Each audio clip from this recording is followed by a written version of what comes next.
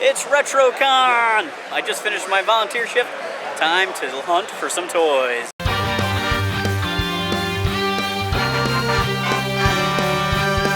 Welcome to Pegwarmers. I'm Kevin, and I'm here to talk about toys. Today's episode is about RetroCon, my favorite local vintage toy show and convention. I have been to every RetroCon. This was the 10th RetroCon. I've been to all of them. I have always found amazing things there. I've always had a blast with the guests and the other events going on with the convention. And this year, they expanded into an even bigger hall. So, more vendors, more guests, better space for panels. It was a fun year.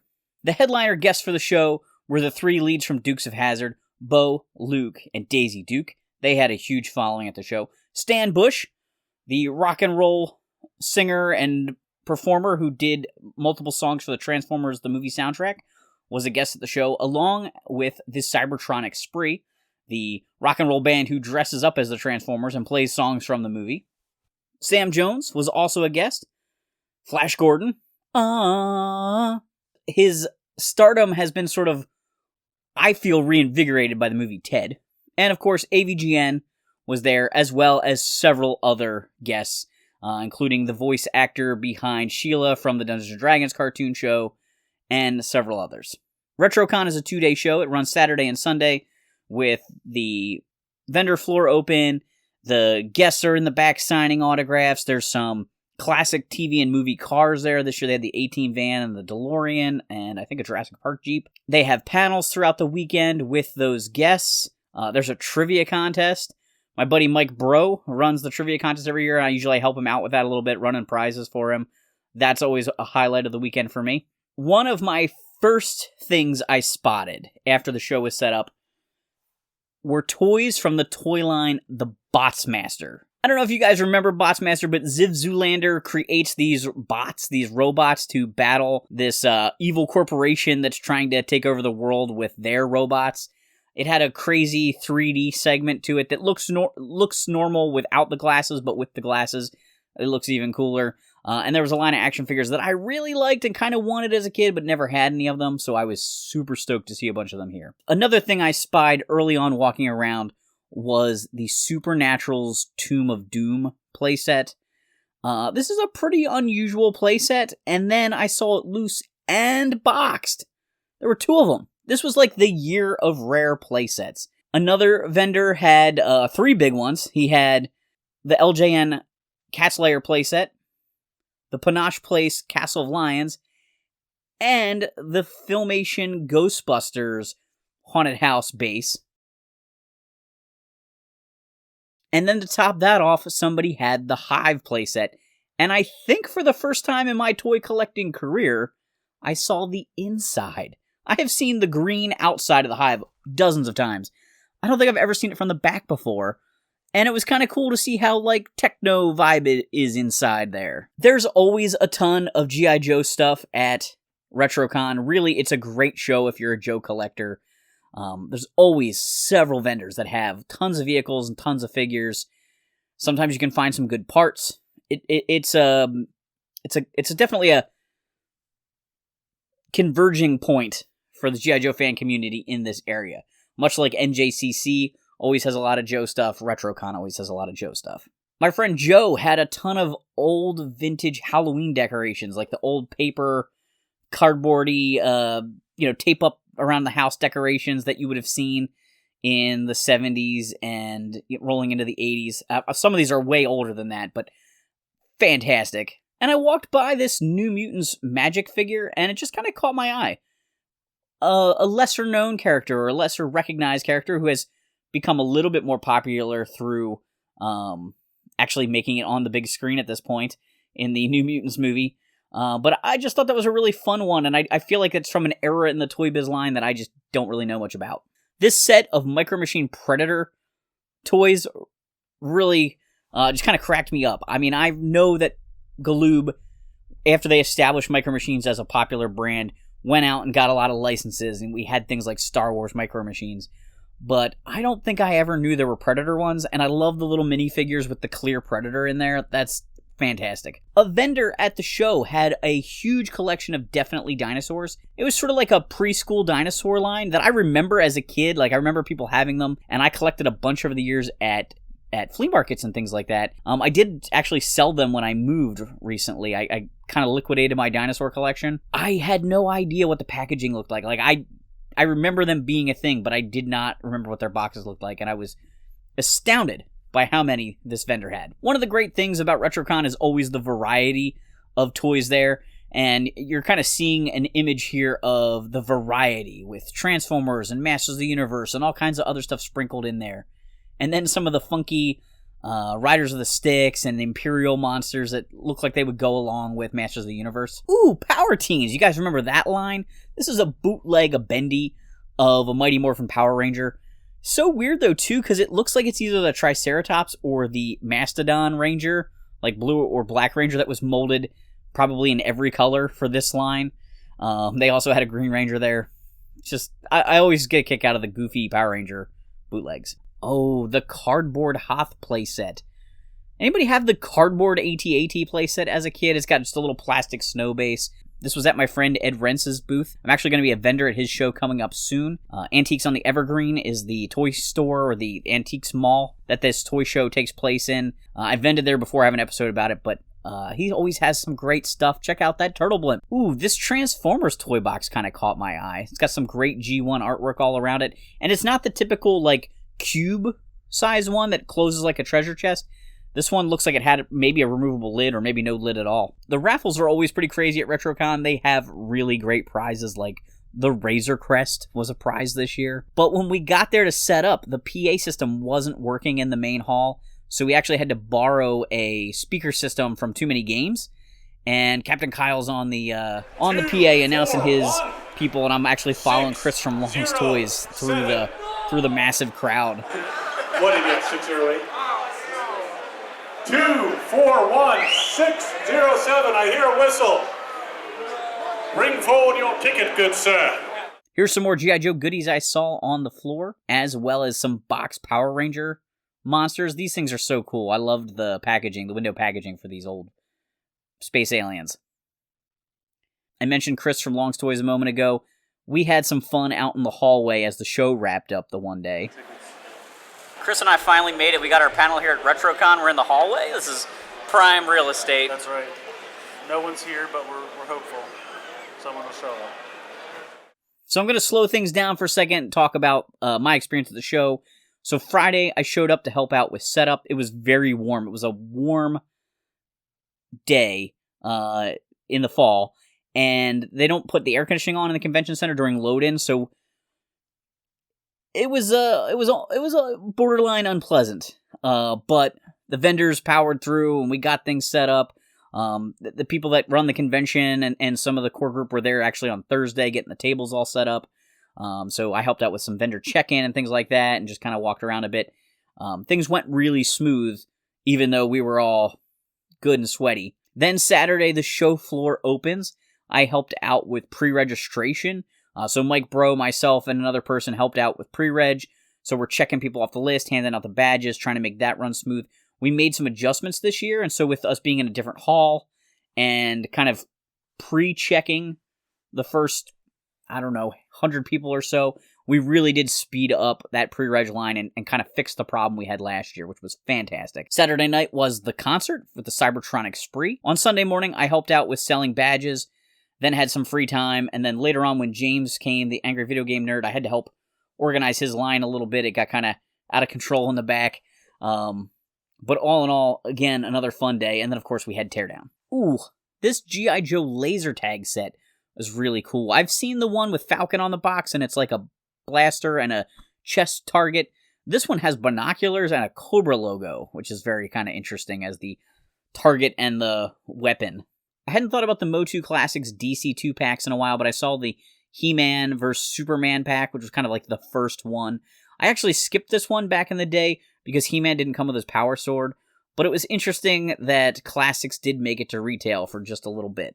I also really like this Barbie McDonald's playset. It's got a funky 70s vibe to it with the avocado green seats and the little counter there for selling the Big Macs.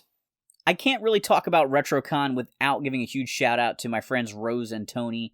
They organize the show. They do an amazing job finding guests to come to the show and organizing everything, promoting the show. It is a huge success, and it's because of Rose and Tony. And I really do enjoy getting to spend time with them throughout the weekend when I can. I mean, we're busy. They're insanely busy, and I'm pretty busy.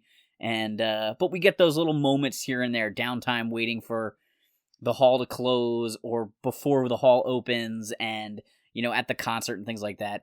But huge shout out to them. RetroCon is amazing, and I'm looking forward to next year. I also have to give a shout out to my buddy Nick.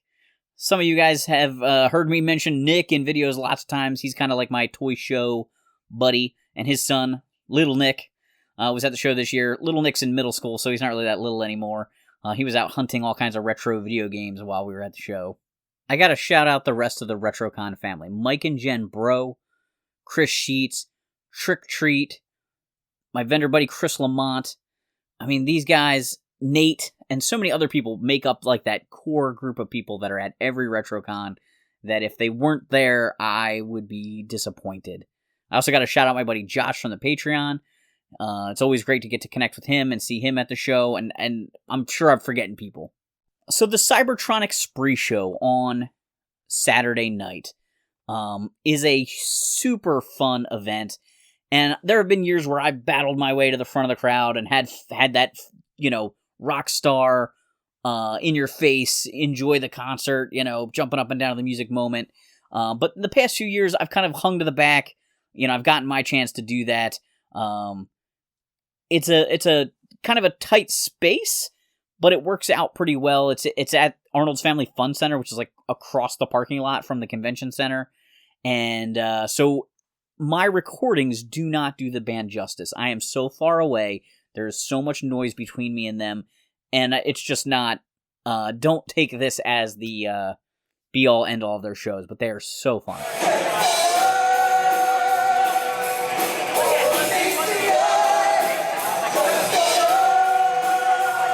One of the cosplay guests, The Smoke, came with his enormous Optimus Prime costume and kind of did a lap through the crowd during the show, which was super fun. And when they played Dare to Be Stupid, there were chunks of Ultra Magnus's legs getting tossed around in the crowd, which is also hilarious.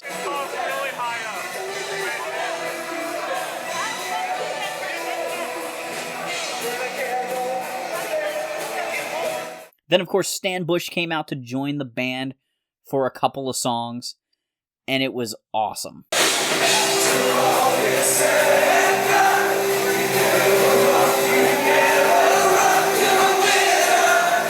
I love the band's rendition of Stan's songs, but it was really fun to get to hear him perform them with them.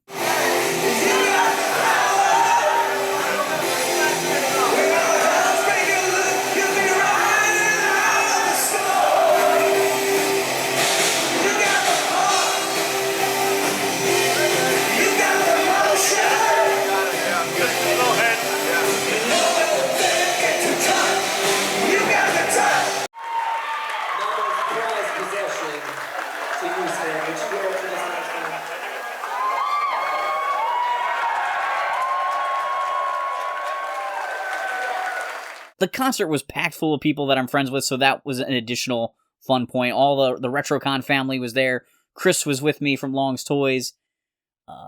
Paul, who runs Too Many Games, as well as AVGN, and a bunch of the guys from his band Rex Viper were there. So, we mingled with each other. Eventually, the Rex Viper guys made it up towards the front.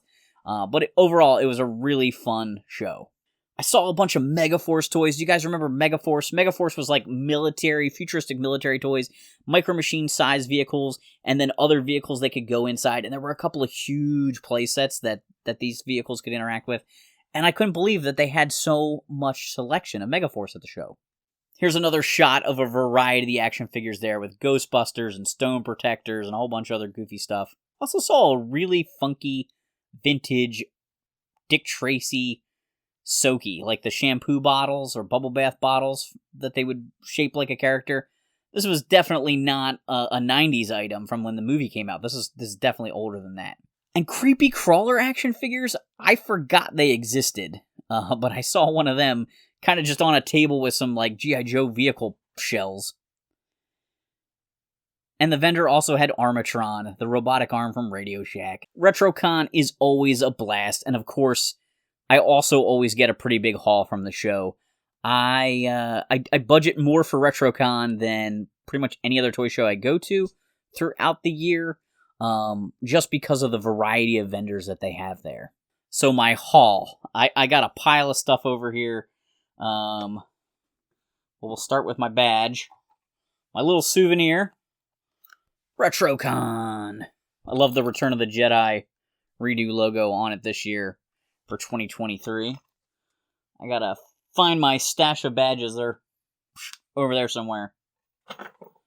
Alright, so I have Fangor, the Mattel Creations figure. This guy, Tony, who runs RetroCon, was able to hook me up with this guy. He helps me out a lot with trying to score some of these things that go on sale while I'm at work. So, not officially a RetroCon haul, but part of my RetroCon haul. Brought it home that day. If you don't know Fangor, he was a new Snake Man character for Masters of the Universe that came out during Classics, and now he has an Origins figure. I got a Teenage Mutant Ninja Turtle soap float dish. There's a lot of these, like, vinyl-y soap dish holders. There's a Armadillo from G.I. Joe. There's a Land Shark from Masters of the Universe. There's a Ecto-1 from Ghostbusters. And I love kind of collecting these funky bath things. This came from some vendor friends of mine, Will, Amy, and Ben. I'm not sure whose it was, maybe Will's. They all share a table together. They always have interesting stuff. They are some of my favorite people to talk to at a show because they have such eclectic collection tastes. I would actually love to get them, any combination of them, 1, 2, or all 3 of them on the show someday to talk about weird stuff that they collect. DC Superhero Girls. I got these 2 from my buddy Chris Lamont. The bubbles are falling off of these. My friends' daughters collect these dolls. I mean, they play with them. But I have been tasked with looking for ones that they don't have, the action figures and the dolls, from this line over the years at toy shows, and I found Green Lantern and Zatara, and these are a little bit harder to find figures from the line, and they're brand new. Their boxes are falling apart, but the figures themselves are brand new, so very excited to pick these up, and can't wait to give them to the girls when I see them. Oh yeah, I bought a Power Ranger Dino Fury henchman. I never got this guy at retail, but I try to collect the Power Ranger bad guys from every season. I got Void Knight, but I didn't get the Foot Soldier, and saw one for a good price at RetroCon, and grabbed him. I tried to buy a Philly Fanatic and a Tuxedo figurine off of Chris Lamont, but he just gave them to me. This was like a promotion. I believe Acme sold these at the grocery stores back in the 80s, and the Fanatic is the Philadelphia Phillies baseball team mascot, if you live under a rock or aren't from the Philadelphia area. Super cool mascot character who's had a lot of merchandise over the years, and as a kid, I always wanted this one with a tuxedo on, so now he's finally in my collection. Ooh, that Magic and Lockheed figure set that I pointed out, that I caught my eye, this was my last purchase of RetroCon.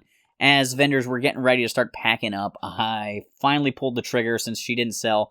I love that she has the chrome arm, and I love that Lockheed is articulated.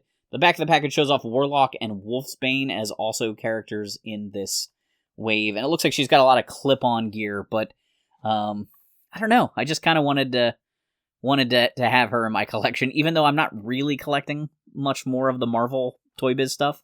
I picked up a Beetlejuice variant. I believe this is from Wave 2. I don't remember what he's called. He's got kind of a fishing vest on. When you squeeze his legs, his arms go up and snakes come out of his hair. He's got his like striped pants on and a blue shirt with a purple life vest over it. It's a unusual version. Maybe he can go fishing with the fishing Spider-Man. Another purchase from Amy, Will, and Ben is Fibface. This is the last basic figure I needed from the Filmation Ghostbusters toy line. Recently unpacked those guys, and kind of like how I noticed some issues with my Thundercats collection. I was like, it's the only basic figure I don't have. I need to get him. I know, I've been saying I'm cutting back on Funko Pops, but Mike Bro had some for sale. He had 2 G.I. Joe ones I didn't have. I have a shelf of G.I. Joe Pops, like that's one of the sections I have kept as I slim down my collection, so I picked up Scarlet and Storm Shadow version 2. I picked up a Peter Pan from Hook, and Rufio from the Happy Meal toy line from the Hook movie. You may have seen I've picked up a few other Hook items recently. Stay tuned, eventually something's coming in this vein. There's a member of the G.I. Joe collecting community named Henry Kaufman, and Henry travels a lot to go to shows. He's kind of from down south compared to me, not deep south, but down south. But he travels to G.I. Joe Fest. He travels out to PowerCon this year. He was at RetroCon. The caliber of toys that Henry sells are always super high quality, but he is a savant for variations and things like that. He knows about mold lines and numbers and all kinds of crazy things about like variants within the G.I. Joe line. But he brought with him, as well as his, like usual display cases of pristine G.I. Joe figures for sale, just some bins of sort of junk. And at one point I was going through them, digging through them with my buddy Nick, and he was sharing a table with this guy, Don Johnson, that we know, and we were all just kind of like BSing and just having fun. And I dug through the bin, and I was shocked to see a Payload version 2 helmet in there. But it has a broken tab, and Henry, doesn't really deal in broken things. So I asked about buying this off of him, and I think Don told him he had to sell it to me for $1 because it was in a bin that they told me was $1. And I said, this would look good on my Payload. I actually think I have a helmet for mine, but, for doing a custom Star Brigade guy or to just have an extra, helmet to sit around, there are some other guys that this might clip on. I'm not sure if this would work on that General Hawk with the jetpack. I don't know if it's universal. But anyway, I couldn't pass it up. Pulled an Air Raider out of his bin. I have no idea who this guy is. Or a Sky Commando. This is not an Air Raider. Yeah, this has got to be a Sky Commando. The Zipline toy line. I got Officer Murphy from the Busy Town playset. Do you guys remember Richard Scarry's Busy Town? There was like a town, cardboard buildings you could put together, and it came with a few action figures. My aunt and uncle had it. I played with it at their house all the time. And so I bought Sergeant Murphy from his bin of stuff. This is probably the most random stuff here. I got part of Barricade's shield, the little gun piece to that, from Cops and Crooks. I also got Hardtop from Cops and Crooks' arm shield with the little gun built into that. I got a Star Wars rifle and a figure from the Steel Monster line. I did an episode on this toy line with Farpoint Toys. If you haven't seen that, you should check it out. The last thing I bought from Amy, Will, and Ben was this Monsters in My Pocket Howler. I have not tried to put new batteries in here, so it doesn't howl, but this is the swamp creature, basically Swamp Thing or Man Thing, right? In the Monster in My Pocket world, and these Howler lines, they are not the little regular minifigures, but they're sort of larger statues. And when you push the button on the bottom, they would make, ridiculously electronic sound effects. I don't have any Howlers in my collection. I do love Monsters in My Pocket, so I was pretty excited to get a hold of this guy. My final purchase from Chris Lamont was a Serpentor with a pretty decent cape. I would have loved to have had a perfect cape, but I know that that's not very realistic. This one, the holes are not too bad. Actually, the one is really good, and the other one is a little bit ripped. Some of you guys know I got a reproduction cape. I'll probably still display that one on my other Serpentor, but this one I think will, be my main Serpentor, my real Serpentor, and I'm excited to finally have him as I'm trying to check off some of the accessories that are missing from my collection. G.I. Joe is like my first love, my favorite toy line, but I have pretty much everything except for little odds and end rare variants and, accessories here and there. So I don't buy a lot of it anymore because I just kind of have most of it. The final thing I have to talk about is something I hinted out early on. My buddy Al from Wax Toys in Norristown, PA, had a stack of Botsmasters toys, and this is a line that I kind of always wanted as a kid, and I didn't buy one of every single thing he had there, because he had parts to make Jungle Fiver, which is like the robot that's made up of different, like, it's like a Transformers combiner. And he had some sections of that. Like, he might have had Heli B or Half B. I'm not sure which ones he had. But I just felt like I couldn't buy part of Jungle Fiver if I wasn't going to get all of it, because I'll just probably never be able to complete it. But I did get the figures. So this is Twig, one of the main good guys. I got some of the bad guy bots. This is Greenbot, who is sort of the generic bad guy.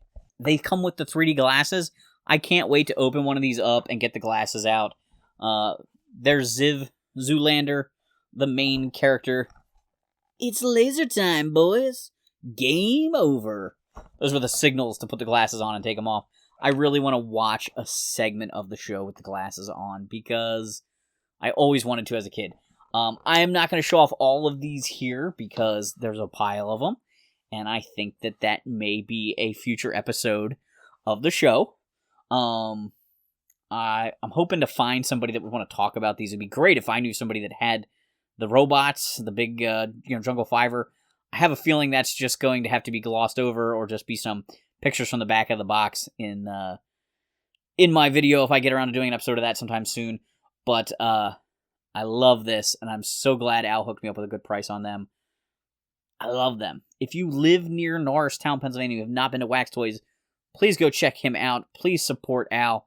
He is a great guy, but I know it's hard to run a toy store. It's a lot of work, and if you don't have the like constant stream of walk-in clientele, it's really tough. That is my haul from RetroCon. What was your favorite thing I bought? Were you at RetroCon? Let me know in the comments down below if you happen to be there. I need to start making sure people come up and say hi. I need to write down people's names when I meet them, because then I go to make this video, and there are people that I've met multiple times, and I'm like, what is that guy's name? You know? It drives me crazy. There's just so much going on. It is a super fun show. I highly recommend it. When the information comes out for next year, I'm sure I'll talk about it at some point on this channel, because I love RetroCon, and I can't wait. And in the words of Mike Bro, let's go retro! Thanks for watching this video. Do me a favor, hit the like button. Subscribe if you haven't done so. If you want to support the channel further, consider joining our Patreon. And thanks for hanging on the peg with me.